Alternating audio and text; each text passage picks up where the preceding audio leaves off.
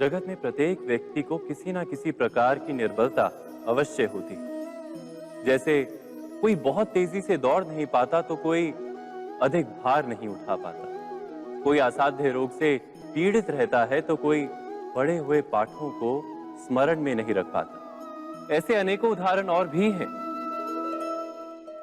क्या आप किसी ऐसे व्यक्ति को जानते हैं जिसे सब कुछ प्राप्त हो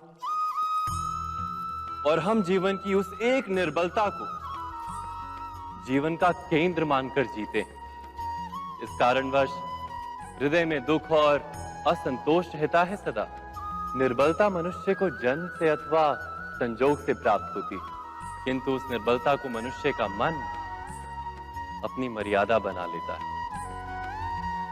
किंतु कुछ व्यक्ति ऐसे भी होते हैं जो अपने पुरुषार्थ और श्रम से उस निर्बलता को पराजित कर देते हैं। क्या भेद है उनमें और अन्य लोगों में? क्या आपने कभी विचार किया है? सरल सा उत्तर है इसका। जो व्यक्ति निर्बलता से पराजित नहीं होता, जो पुरुषार्थ करने का साहस रखता है हृदय में, वो निर्बलता को पार कर जाता है। अर्थात निर्बलता अवश्य ईश्वर देता है, किंतु मर्यादा मनुष्य का मन ही निर्मित करता है। स्वयं विचार कीजिए।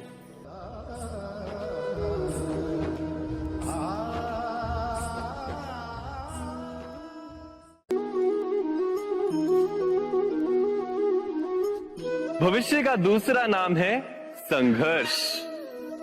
हृदय में आज इच्छा होती है और यदि पूर्ण नहीं हो पाती तो हृदय भविष्य की योजना बनाता है। भविष्य में इच्छा पूर्ण होगी ऐसी कल्पना करता रहता है, किंतु जीवन ना तो भविष्य में है ना अतीत में। जीवन तो इस क्षण का नाम है, अर्थात इस क्षण का अनुभव ही जीवन का अनुभव। पर हम ये जानते हुए भी इतना सा सत्य समझ नहीं पाते। या तो हम बीते हुए समय के स्मरणों को घेर कर बैठे रहते हैं, या फिर आने वाले समय के लिए हम योजनाएं बनाते रहते हैं। और जीवन जीवन बीत जाता है। एक सत्य यदि हम हृदय में उतार लें कि ना हम भविष्य देख सकते हैं, ना ही भविष्य निर्मित कर सकते हैं, हम तो केवल धैर्य और साहस के साथ भविष्य को आलिंगन दे सकते हैं, स्वागत कर सकते हैं भविष्य का। तो क्या जीवन का हर पल जीवन से नहीं भर जाएगा? स्वयं विचार कीजिए।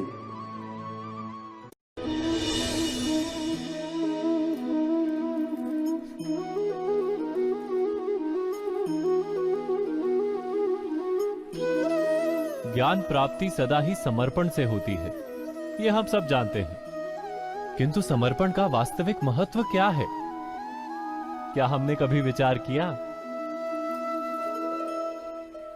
मनुष्य का मन सदा ही ज्ञान प्राप्ति में विभिन्न बाधाओं को उत्पन्न करता है। कभी किसी अन्य विद्यार्थी से ईर्ष्या हो जाती है, कभी पढ़ाए हुए पाठों पर संदेह जन्मता है, और कभी गुरु द्वारा दिया गया दंड मन को अहंकार से भर देता है। नहीं, क्या ऐसा नहीं होता? न जाने कैसे कैसे विचार मन को भटकाते हैं, और मन की इसी अयोग्य स्थिति के कारण हम ज्ञान प्राप्त नहीं कर पाते। मन की योग्य स्थिति केवल समर्पण से निर्मित होती है। समर्पण मनुष्य के अहंकार का नाश करता है। ईर्ष्या, महत्वाकांक्षा आदि भावनाओं को दूर कर हृदय को शांत करता है और मन को एकाग्र करता है।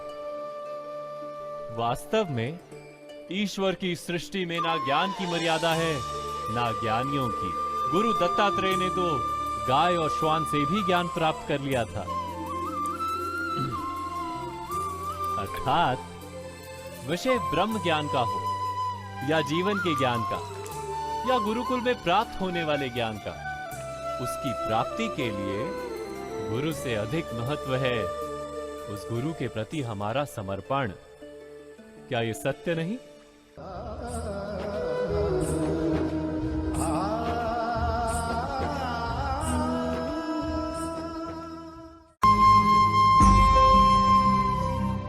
प्रत्येक मनुष्य के जीवन में ऐसा क्षण अवश्य आता है जब सारे स्वप्न, सारी आशाएं, सारे दृश्य ध्वस्त हो जाते हैं। जीवन के सारे आयोजन ही बिखर जाते हैं। एक और धर्म होता है और दूसरी ओर सुख। इसी को धर्म संकट कहते हैं। जब धर्म का वहन ही संकट हो और धर्म का त्याग ही सुख हो। विचार कीजिए, कभी किसी स्वजन के विरुद्ध सत्य बोलने का अवसर प्राप्त हो जाता है, कभी ठीक दरिद्रता के समय सरलता से चोरी करने का मार्ग प्राप्त हो जाता है, कभी किसी शक्तिशाली राजनेता या राजा के कर्मचारी का अधर्म प्रकट हो जाता है। सबके जीवन में ऐसी घटना बनती ही रहती है। अधिकतर लोग ऐसे किसी क्षण को धर्म संकट के रूप में जान ही नहीं पाते। हमें किसी प्रकार के संघर्ष का अनुभव ही नहीं होता। सहजता से सुख की ओर खींचे चले जाते हैं, जैसे मक्खी गुड़ की ओर खींची चली जाती। वास्तव में धर्म संकट का क्षण ईश्वर के निकट जाने का क्षण होता है। यदि हम संघर्षों से भयभीत ना हो, सुख की ओर आकर्षित ना हो, अपने धर्म पर दृढ़ रहे, तो ईश्वर का साक्षात्कार दूर नहीं।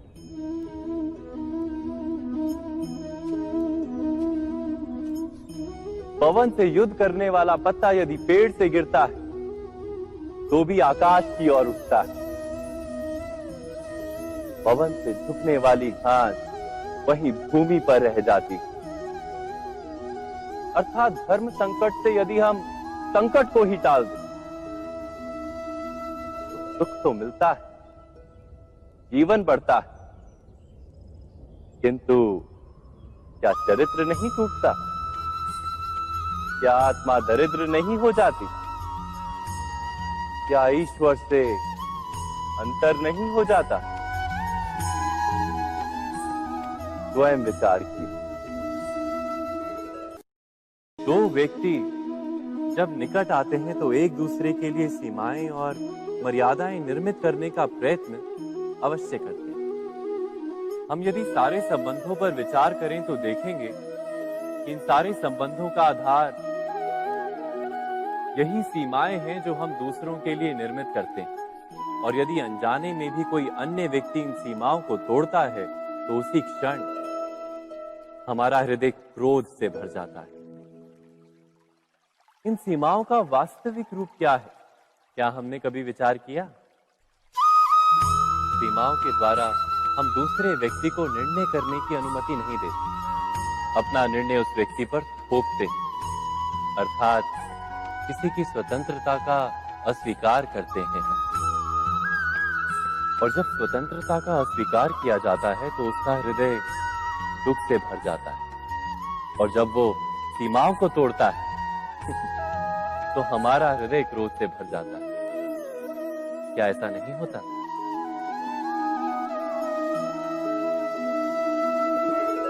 पर यदि एक दूसरे की स्वतंत्रता का सम्मान किया जाए तो किसी मर्यादाओं या सीमाओं की आवश्यकता ही नहीं होती। अर्थात जिस प्रकार स्वीकार किसी संबंध का देह है, क्या वैसे ही स्वतंत्रता किसी संबंध की आत्मा नहीं? स्वयं विचार कीजिए। सबके जीवन में ऐसा प्रसंग अवश्य आता है कि सत्य कहने का निश्चय होता है हृदय में, किंतु मुख से सत्य निकल नहीं पाता। कोई भय मन को घेर लेता है। किसी घटना अथवा प्रसंग के बारे में बात करना या फिर स्वयं से कोई भूल हो जाए उसके बारे में कुछ बोलना, क्या ये सत्य है? नहीं, ये तो केवल तथ्य है। अर्थात जैसा हुआ था वैसा केवल बोल देना सामान्य सी बात है। किंतु कभी कभी उस तथ्य को बोलते हुए भी भय लगता है। कदाचित किसी दूसरे की भावनाओं का विचार आता है मन। दूसरे को दुख होगा ये भय भी शब्दों को रोकता है। तो ये सत्य क्या है? क्या हमने कभी विचार किया है?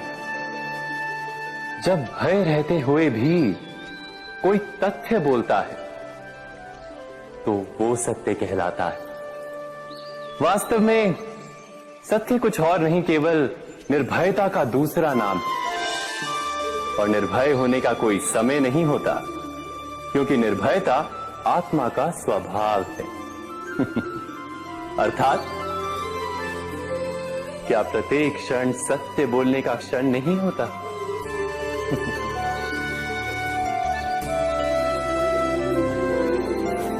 स्वयं विचार कीजिए।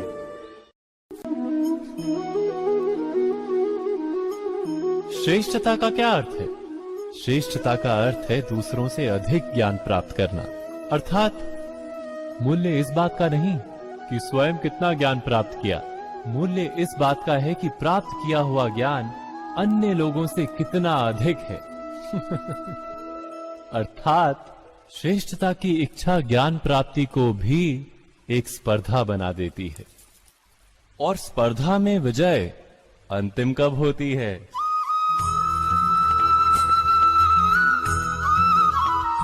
कुछ समय के लिए तो श्रेष्ठ बना जा सकता है, किंतु सदा के लिए कोई श्रेष्ठ नहीं रह पाता।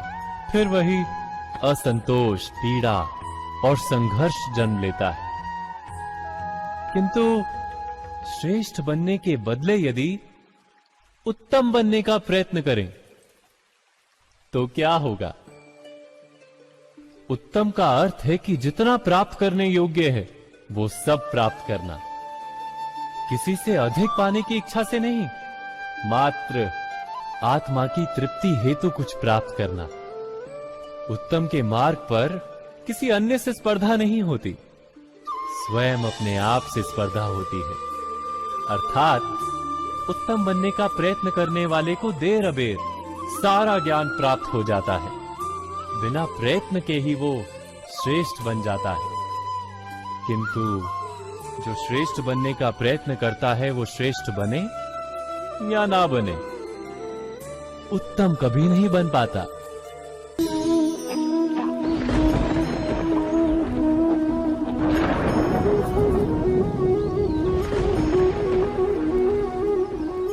सपनों और पूर्वाभासों के आधार पर हम भविष्य के सुख दुख की कल्पना करते हैं। भविष्य के दुख का कारण दूर करने के लिए हम आज योजना बनाते हैं। किंतु कल के संकट को आज निर्मूल करने से हमें लाभ मिलता है या हानि पहुंचती है? ये प्रश्न हम कभी नहीं करते। सत्य तो ये है कि संकट और उसका निवारण साथ जनते हैं, व्यक्ति के लिए भी और सृष्टि के लिए भी। नहीं, आप अपने भूतकाल का स्मरण कीजिए, इतिहास को देखिए। आप तुरंत ही ये जान पाएंगे कि जब जब संकट आता है तब तब उसका निवारण करने वाली शक्ति भी जन्म लेती है। यही तो जगत का चलन है। वस्तुतः संकट ही शक्ति के जन्म का कारण है। प्रत्येक व्यक्ति जब संकट से निकलता है तो एक पद आगे बढ़ा होता है, अधिक चमकता है, आत्मविश्वास से अधिक भरा होता है, न केवल अपने लिए अपितु विश्व के लिए भी। क्या ये सत्य नहीं? वास्तव में संकट का जन्म है एक अवसर का जन्म, अपने आप को बदलने का, अपने विचारों को ऊंचाई पर करने का अवसर, अपनी आत्मा को बलवान और ज्ञान मंडित बनाने का अवसर।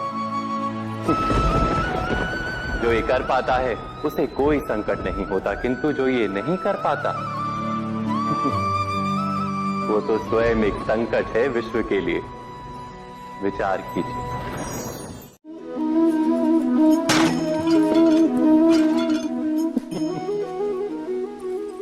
कभी कभी कोई घटना मनुष्य के जीवन की सारी योजनाओं को तोड़ देती और मनुष्य उस आघात को अपने जीवन का केंद्र मान लेता। पर क्या भविष्य मनुष्य की योजनाओं के आधार पर निर्मित होते हैं? नहीं। जिस प्रकार किसी ऊंचे पर्वत पर सर्वप्रथम चढ़ने वाला उस पर्वत की तलाई में बैठकर जो योजना बनाता है, क्या वही योजना उसे उस पर्वत की चोटी तक पहुंचाती है?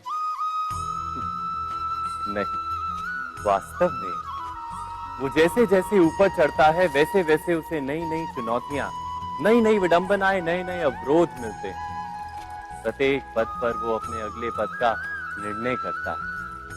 प्रत्येक पद पर उसे अपनी योजनाओं को बदलना पड़ता है। कहीं पुरानी योजना उसे खाई में ना ढकेल दे। वो पर्वत को अपने योग्य नहीं बना पाता, केवल स्वयं को पर्वत के योग्य बना सकता है। क्या जीवन के साथ भी ऐसा ही नहीं?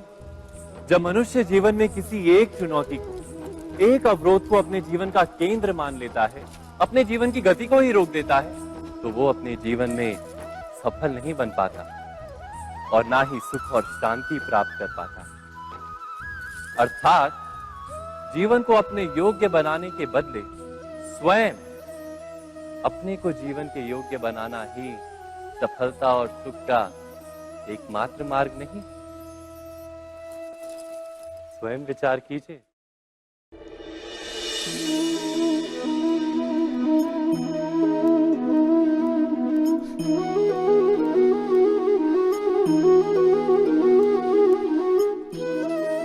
जीवन का हर क्षण निर्णय का क्षण होता है। प्रत्येक पद पर दूसरे पद के विषय में कोई निर्णय करना ही पड़ता है और निर्णय अपना प्रभाव छोड़ जाता है। आज किए गए निर्णय भविष्य में सुख अथवा दुख निर्मित करते हैं, ना केवल अपने लिए, अपने परिवार के लिए भी, आने वाली पीढ़ियों के लिए भी। जब कोई दुविधा सामने आती है तो मन व्याकुल हो जाता है, अनिश्चय से भर जाता है। निर्णय का वो क्षण युद्ध बन जाता है और मन बन जाता है युद्ध भूमि। अधिकतर निर्णय हम दुविधा का उपाय करने के लिए नहीं, केवल मन को शांत करने के लिए लेते हैं। पर क्या कोई दौड़ते हुए भोजन कर सकता है? नहीं। तो क्या युद्ध से जूझता हुआ मन कोई योग्य निर्णय ले पाएगा? वास्तव में शांत मन से जब कोई निर्णय करता है तो अपने लिए सुखद भविष्य बनाता है, किंतु अपने मन को शांत करने के लिए जब कोई निर्णय करता है तो वो व्यक्ति भविष्य में अपने लिए कांटों भरा वृक्ष लगाता है। स्वयं विचार कीजिएगा।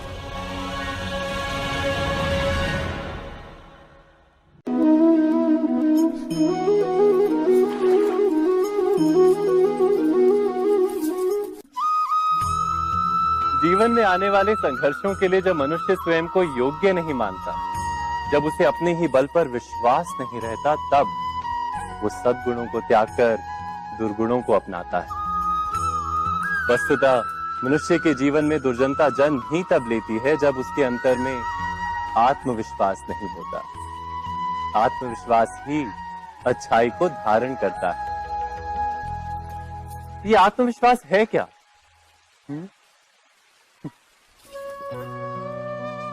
जब मनुष्य ये मानता है कि जीवन का संघर्ष उसे दुर्बल बनाता है, तो उसे अपने ऊपर विश्वास नहीं रहता। वो संघर्ष के पार जाने के बदले संघर्ष से छूटने के उपाय ढूंढने लगता है। किंतु जब वो ये समझता है कि ये संघर्ष उसे अधिक शक्तिशाली बनाते हैं, ठीक जैसे व्यायाम करने से देह की शक्ति बढ़ती, तो प्रत्येक संघर्ष के साथ उसका उत्साह बढ़ता है। अर्थात आत्मविश्वास और कुछ भी नहीं, मन की स्थिति, जीवन को देखने का दृष्टिकोण मात्र है। और जीवन का दृष्टिकोण तो मनुष्य के अपने वश में होता है। स्वयं विचार कीजिए।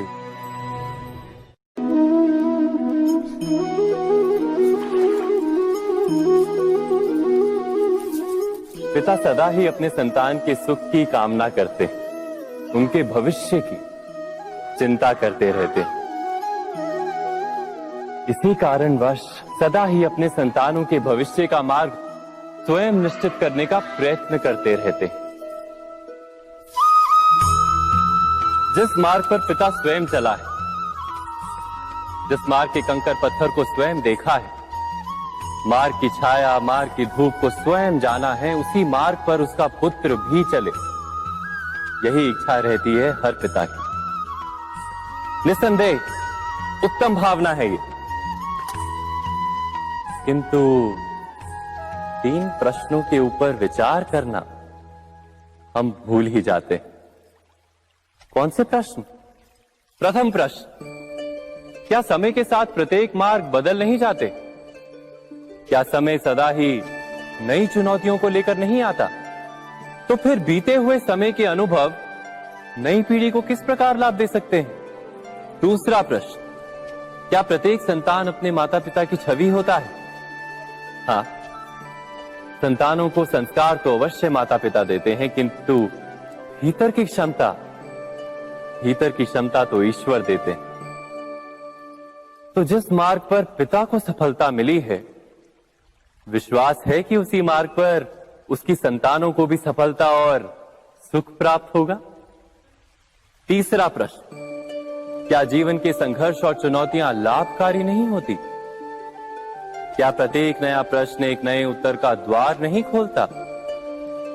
तो फिर संतानों को नए नए प्रश्नों, संघर्षों और चुनौतियों से दूर रखना, ये उनके लिए लाभ करना कहलाएगा या हानि पहुंचाना? अर्थात जिस प्रकार संतान के भविष्य का निर्माण करने के बदले उसके चरित्र का निर्माण करना श्रेष्ठ है, वैसे ही संतानों के जीवन का मार्ग निश्चित करने के बदले उन्हें नए संघर्षों के साथ जूझने के लिए मनोबल व ज्ञान देना अधिक लाभदायक नहीं होगा? स्वयं विचार कीजिए। मनुष्य की सबसे बड़ी दुर्बलता क्या होती है? सोचिए। धन, प्रेम, अहंकार। मनुष्य की सबसे बड़ी दुर्बलता होती है उसके रहस्य। चाहे आप कितने भी शक्तिशाली क्यों ना हो, कितने भी प्रबल क्यों ना हो, परंतु उसके रहस्य उसके नाश की चाबी होती है। इसलिए यदि प्रबल रहना है, शक्तिशाली रहना है, समर्थ रहना है, तो अपने रहस्य को किसी को भी ना बताएं, ना मित्र को और ना ही शत्रु को, क्योंकि समय पड़ने पर कब कौन शत्रु हो जाए ऐसा कहना संभव नहीं। विभीषण को रावण के अमृत कुंड का ज्ञात था, इसीलिए प्रभु श्री राम रावण का वध करने में सफल हो सके। इसलिए उचित यही है कि आप अपने रहस्य को स्वयं तक ही सीमित रखें। मनुष्य जीवन की परीक्षा में सफल होने के लिए क्या नहीं करता? वो परिश्रम करता है, दौड़ भाग करता है, और ये सब करने के पश्चात भी जब उसका काम नहीं बनता तो वो नकल करता है ना? तनिक लौटिए अपने बचपन में, स्मरण कीजिए अपने बचपन की स्मृतियों का। क्या स्मरण हुआ? विद्यालय में जब आप परीक्षा देने जाते थे तो क्या होता था?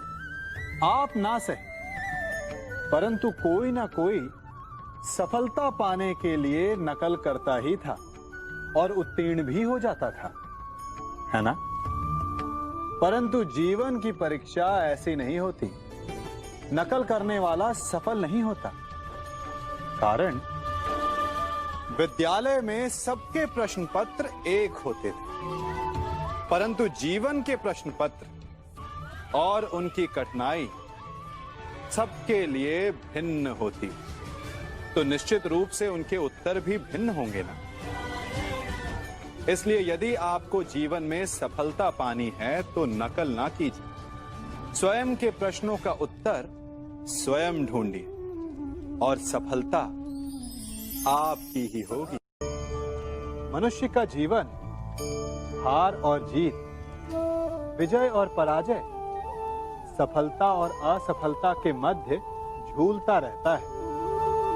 आपके साथ भी ऐसा होता होगा, है ना? जब आप सफल होते हैं, किसी चुनौती पर विजय पाते हैं, तो मन प्रसन्नता से आनंद के उपवन में झूमने लगता है। और जब आप असफल होते हैं, तब मन दुख और पीड़ा के सागर में डूबने लगता है। परंतु वास्तव में सफलता और असफलता है क्या? तनिक ध्यान से सोचिए। ये केवल हमारी मनोस्थिति मात्र है। हमारी पराजय तब नहीं होती जब हमारा शत्रु विजय प्राप्त कर ले। हमारी पराजय तब होती है जब हम पराजय स्वीकार कर लें। हम असफल तब नहीं होते जब हम लक्ष्य ना पा सके।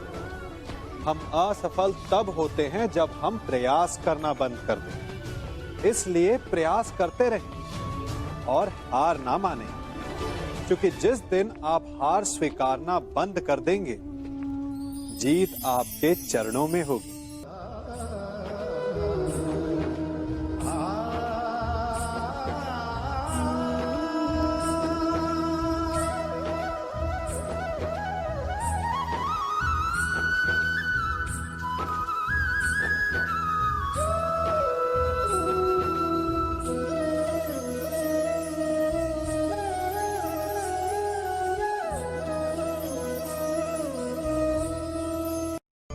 आप सबने बरगद के वृक्ष को तो देखा ही होगा। क्या आपको ज्ञात है, बरगद के वृक्ष के बीज का आकार राई से भी छोटा होता है, परंतु बरगद का वृक्ष संसार के महाकाय वृक्षों में जाना जाता है। जब उसका जन्म होता है, तब उसमें वो जटाएं, वो शाखाएं नहीं होती, परंतु जैसे जैसे उसका विस्तार होता है, जैसे जैसे वो अधिक शाखाओं का भार उठाता है, अधिक पत्तियों का सृजन करता है, वैसे वैसे उसकी शाखाएं जटाएं बनकर जड़ तक पहुंचती है और इस वृक्ष को सहारा देती है। ये जीवन का बहुत महत्वपूर्ण पथ है। बिना लोभ लालच शुभ कार्य करें, अन्य लोगों की सहायता करें। धीरे धीरे आपने जिनकी सहायता की, वो आपके सहायक बनते जाएं, आपकी जड़ों को और बलशाली बनाएंगे, आयु मान और आकार बढ़ाएंगे। सहजीवन, सहायता और निष्काम कर्म आपको मृत्यु के पश्चात भी मरने नहीं देगा, आपको अमर रखेगा। हमारा शरीर प्रकृति का एक महान आविष्कार है। इससे जटिल संरचना संसार में और कोई नहीं।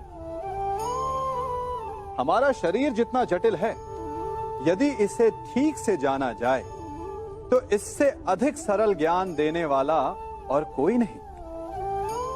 हमारे शरीर में 5 इंद्रियां होती हैं, जो हमें भाव, गुण और वस्तुओं का बोध कराती हैं। हमारे पास आंखें हैं, नाक है, स्पर्श के लिए त्वचा है, कान है और जीभा है। सबका भिन्न भिन्न कार्य है। आंखों से देखना, कानों से सुनना, नथनों से श्वास लेना, त्वचा से स्पर्श करना और जीभा से स्वाद लेना। परंतु क्या आपने कभी सोचा कि प्रकृति ने हमें 2 आंखें दी, 2 नथने दी, 2 कान दी, स्पर्श के लिए ये पूरा शरीर दिया, परंतु जीभा केवल 1 दी? ऐसा क्यों? क्योंकि प्रकृति चाहती है कि हम देखें अधिक, सुने अधिक और ज्ञान अधिक अर्जित करें, बोले कम। क्योंकि अधिक वाचाल नाश को निमंत्रण देता है। स्मरण रखिएगा।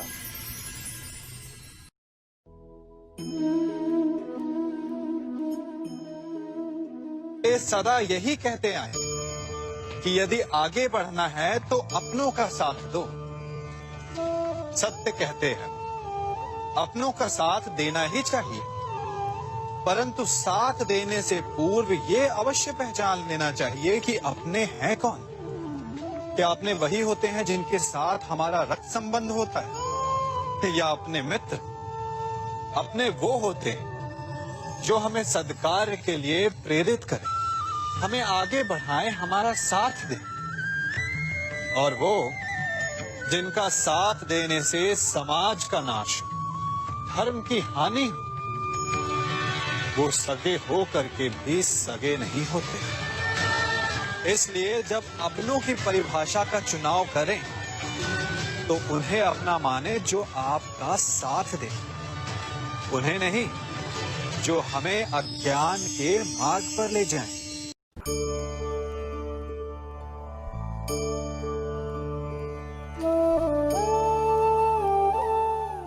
आप जिनसे प्रेम करते हैं सदा उनके समीप रहना चाहते हैं, नहीं चाहते कि कभी अपनों से दूर होना पड़े, बिछड़ना पड़े। परंतु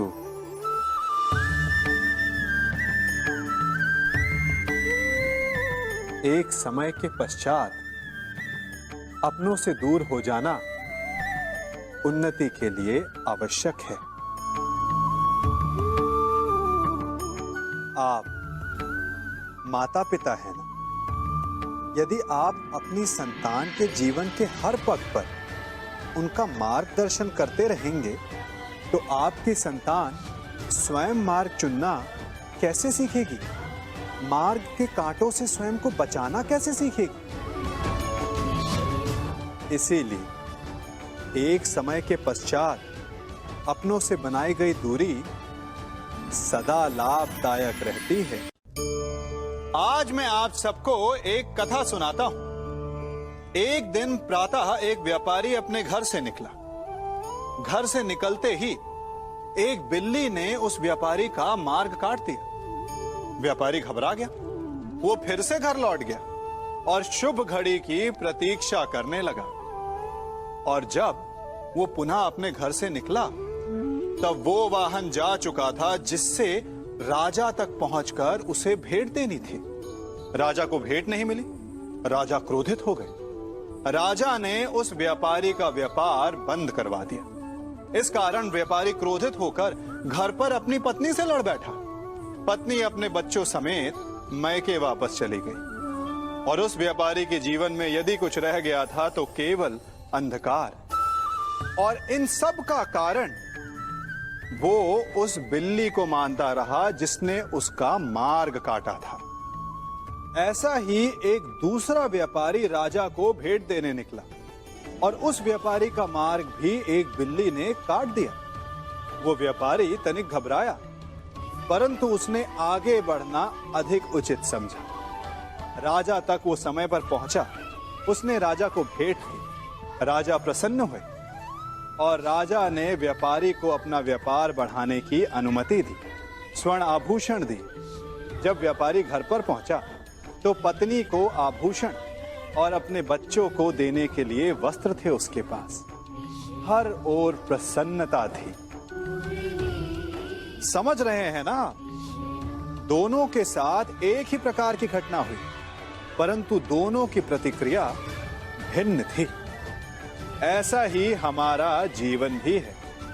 हमारे जीवन में प्रारब्ध का अपना स्थान है, परंतु उससे कई अधिक महत्वपूर्ण हमारी प्रतिक्रिया, हमारे सोच का प्रभाव है, क्योंकि यही हमारे जीवन को आकार देते हैं। इसलिए अपनी सोच को सकारात्मक रखिए। आपका जीवन सदैव आनंदमय।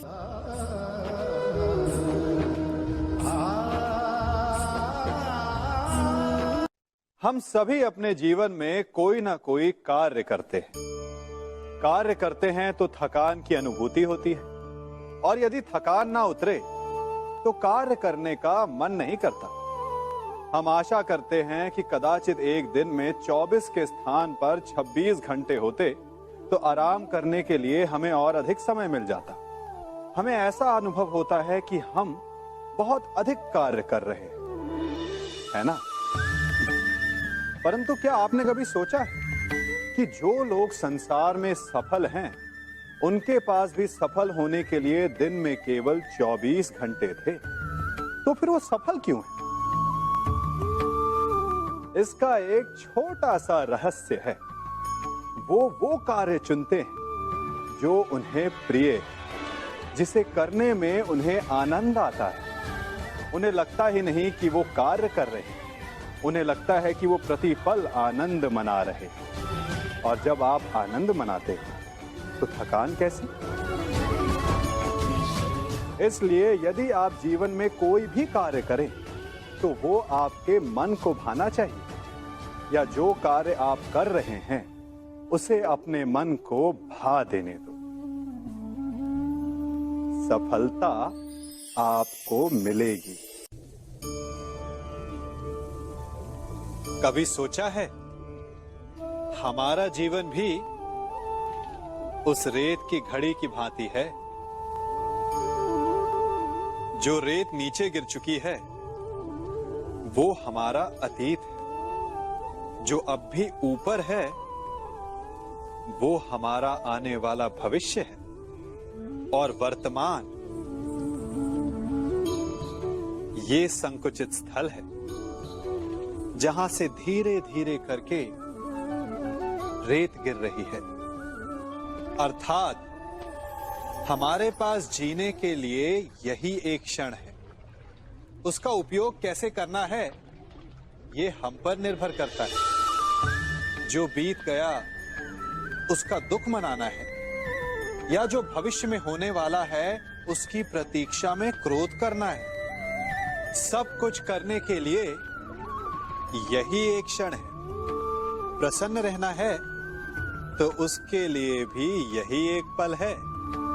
प्रतीक्षा करते रहोगे तो ये पल भी भूतकाल में बदल जाएगा।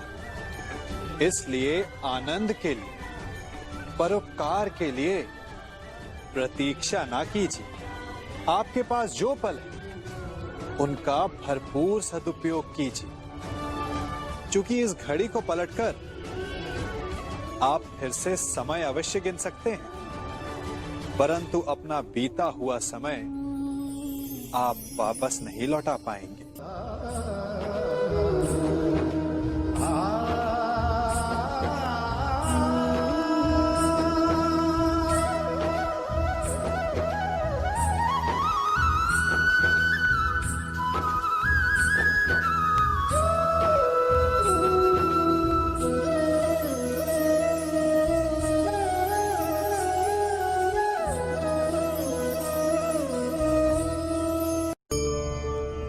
मनुष्य भी बड़ा विचित्र प्राणी है। अपनों से नीचे के स्तर के लोगों को वो हे दृष्टि से देखता है, उनका उपहास उड़ाता है, उनसे बार बार कहता है कि तुम्हारा कुछ नहीं हो सकता, तुम भविष्य में कुछ नहीं कर पाओगे। जब मनुष्य के पास धन, संपत्ति, मान होता है तो वो दूसरों का आदर नहीं करता, परंतु वो एक बात भूल जाता है कि उससे भी अधिक शक्तिशाली कोई अस्तित्व में है, और वो है समय। काल। काल अपना चक्र कब बदलेगा ये कोई नहीं जानता। समय अपनी करवट कब लेगा ये कोई नहीं जानता। कोयला भी समय के साथ साथ हीरे में परिवर्तित हो जाता है। इसलिए जीवन में कभी भी किसी का भी उपहास नहीं उड़ाना चाहिए।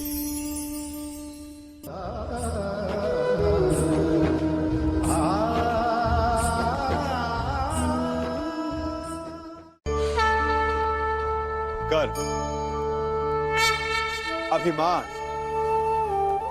और अहंकार, ये तीनों सुनने में एक जैसे लगते हैं, परंतु तीनों का अर्थ भिन्न होता है और परिणाम भी।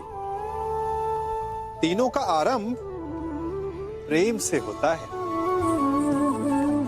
स्वयं से प्रेम, परिश्रम हमारे मन में गर्व को जन्म देता है और सफलता अभिमान जगाती है। यहां तक ठीक है, परंतु जब ये भावना अहंकार बन जाती है तब वो समस्या बन जाती है। क्योंकि सबसे बुरा अंत अहंकारी का ही होता है। परंतु मनुष्य के लिए पहेली यही है कि पहचाना कैसे जाए कि अहंकार जग गया है और उसका दमन आवश्यक है। इसका उत्तर मैं नहीं, आपका मन देगा। जब तक आप स्वयं से प्रसन्न हैं, जब तक आप सबसे ऊंचा उठने का प्रयास कर रहे हैं, तब तक ठीक है। परंतु जब आपके मन में दूसरों को नीचा समझने का भाव आ जाए, तो सावधान हो जाइए, क्योंकि यही अहंकार है जो वास्तव में आपको हीन कर रहा है।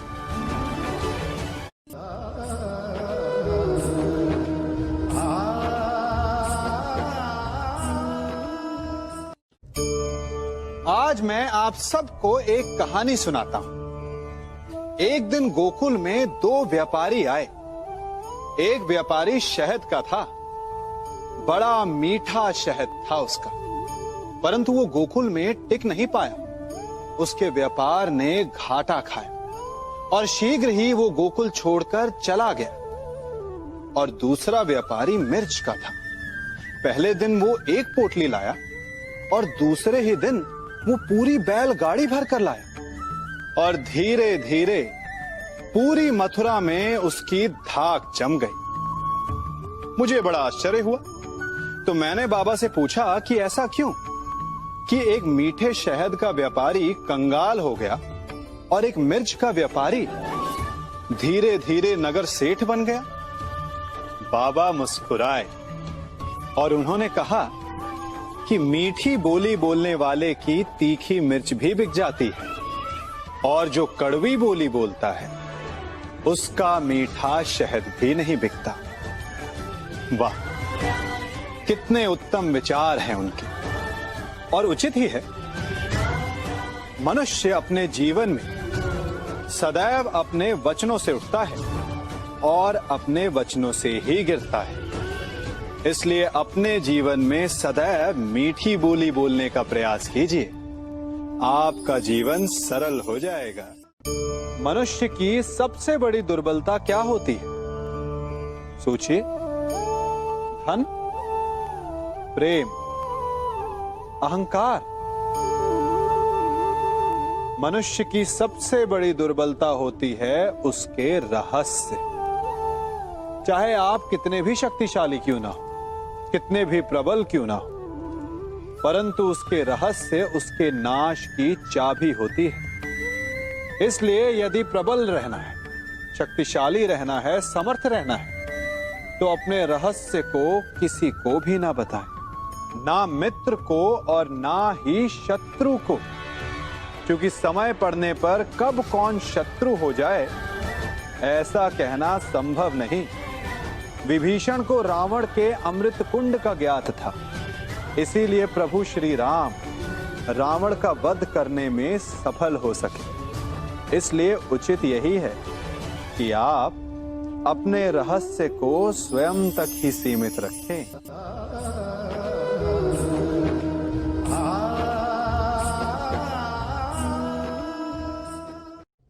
युवा अवस्था भी हमारे जीवन का कितना सुंदर काल होता है ना। बाहु में बल, मन में कुछ बड़ा कर जाने की चाह, आंखों में भविष्य के सुंदर और कोमल सपने। और इसी अवस्था में मनुष्य के भीतर पनपता है प्रेम। किसी को देखकर उस पर मन मोहित हो जाता है और फिर मनुष्य अपना सब कुछ उस पर न्यौछावर कर देना चाहता है। फिर प्रेम की परिणति होती है विवाह में। क्यों?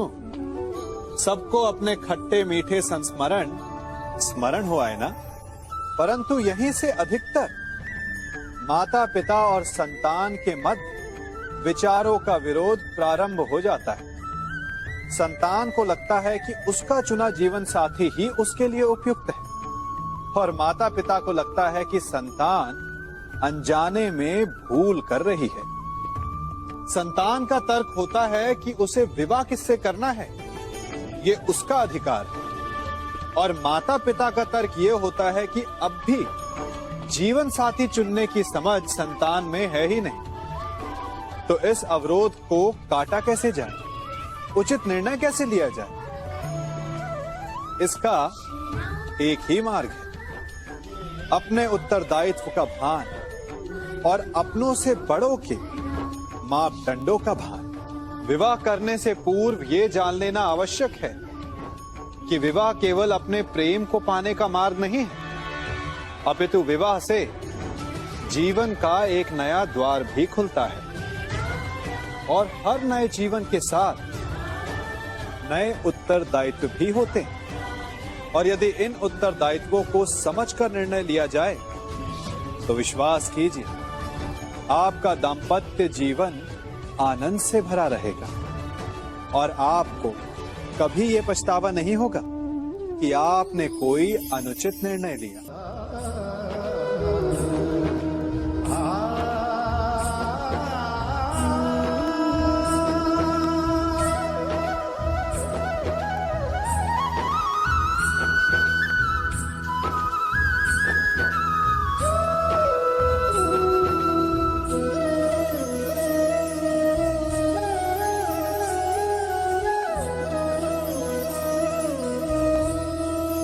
जब सागर का जल वाष्प बनकर उड़ता है तब वो हमें दिखाई नहीं देता।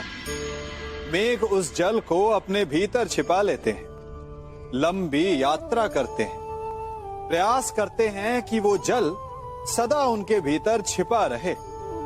परंतु जब वायु का वेग उन्हें उड़ाकर किसी पर्वत से ले जाकर के टकरा देता है तब उन मेघों को बरसना ही पड़ता है, क्योंकि यही नियति है, यही प्रकृति है।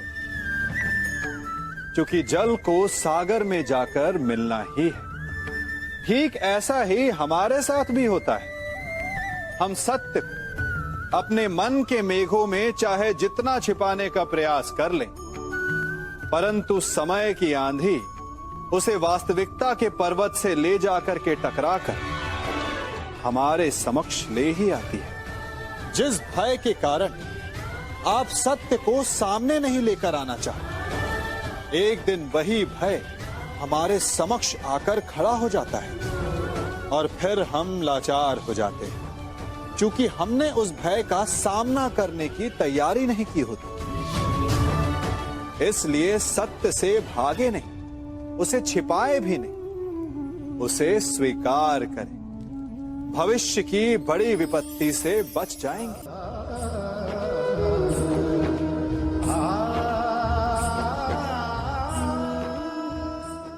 कभी कभी आप सबके जीवन में एक ऐसी विचित्र समस्या अवश्य आती है कि शक्तिशाली के समक्ष मौन हो जाओ। कि उस शक्तिशाली से विवाद करने से बचने के लिए आप मौन रह जाते। मानता हूं, ऐसा करने से आप एक विवाद से बच जाते, एक संघर्ष से बच जाते। परंतु ऐसा बचाव एक बड़े संघर्ष को जन्म दे देता है। कैसे? हमारा मौन रहना अनजाने में उसका समर्थन बन जाता है और वो स्वयं को अधिक शक्तिशाली अनुभव करता है और यहां से हमारा दमन प्रारंभ हो जाता है। एक के बाद एक हम अन्याय में अनचाहे रूप से सम्मिलित होते चले जाते हैं। तो इसका तोड़ क्या है? ये समझने के लिए ये जानना आवश्यक है कि ऐसी कौन सी बात है जो आपको विरोध करने से रोकती है। ये सामने वाले की शक्ति नहीं जो आपको रोकती है, ये आपके भीतर छिपा भय है जो आपको रोकता है। हाँ, कभी कभी भय आपकी सुरक्षा अवश्य कर सकता है, परंतु साथ साथ ये भी जानना आवश्यक है कि ये भय ही है जो आपको मौन भी रखता है। इसलिए अपने मन से भय को निकालिए और खुलकर अनीति का, अन्याय का विरोध कीजिए और फिर देखिएगा आपका मन कितना मुक्त, कितना हल्का अनुभव करेगा।